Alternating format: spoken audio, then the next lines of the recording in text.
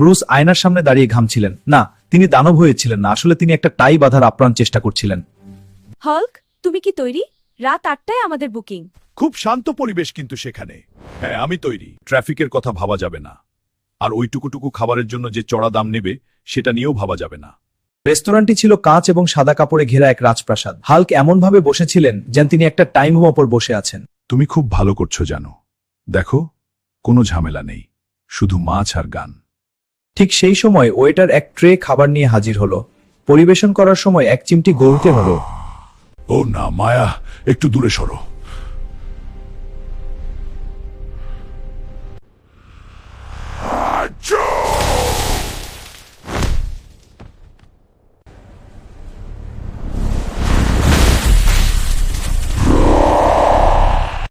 Sir, গোলমরিচ কি একটু বেশি হয়ে গেছে?